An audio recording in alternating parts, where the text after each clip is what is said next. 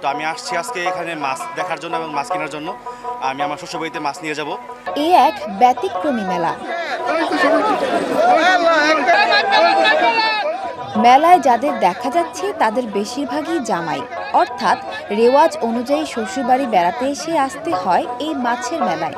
সবার আগে বড় মাছ কিনে যেতে হয় শ্বশুরবাড়ি। শ্বশুরবাড়ির জন্য মাছ কিনতে এসেছি এখানে। বড় বড় মাছের জন্য আসা মূলত। মেলার এ প্রান্ত থেকে ও প্রান্ত সবখানেই শুধু জামাই আর জামাই। জামাইদের পদচারণায় জমজমাট ২৫০ বছরের ঐতিহ্যবাহী এ মাছ মেলা।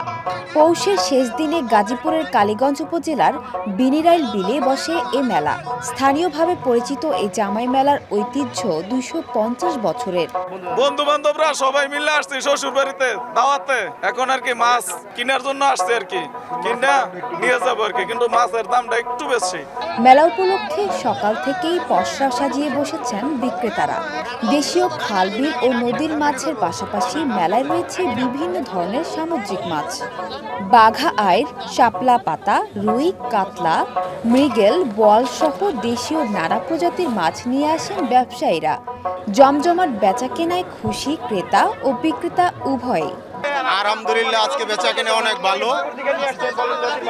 এগুলি মাছ আপনার কিছু সাগরের মাছ আছে, বাইং আছে, বোয়াল আছে, মহাশোল,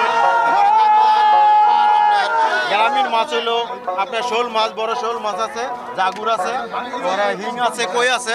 এটি আপনার গ্রামীণ মাছ, আমাদের এই আশেপাশের বিলের মাছ এগুলো।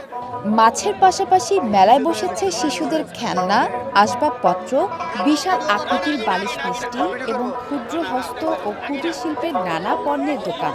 এসব পণ্যের পসরাও দর্শনার্থীদের দৃষ্টি কেড়েছে। আজকের এই জামাই মেলার মধ্যে মূলত আসা হচ্ছে মাছ নিয়ে যাওয়ার জন্য, তো এর জন্যই আসা হয়েছে। আলহামদুলিল্লাহ আমরা ভালো একটা মাছ কিনছি। ২৫০ বছর ধরে চলা এই মেলা এখন গাজীপুরের ঐতিহ্যে পরিণত হয়েছে। এবছর মেলায় ছোট বড় মিলিয়ে প্রায় ৫ শতাধিক মাছের দোকান সহ মোট ১,০০০-এর বেশি দোকান বসেছে। আমরা পূর্বপুরুষ থেকে জানছি, যারা ১০০ বছর তার চেয়েও বেশি, তাদের থেকে শুনছি যে এই মেলাটা আমরাও ছোটোবেলা দেখেছি।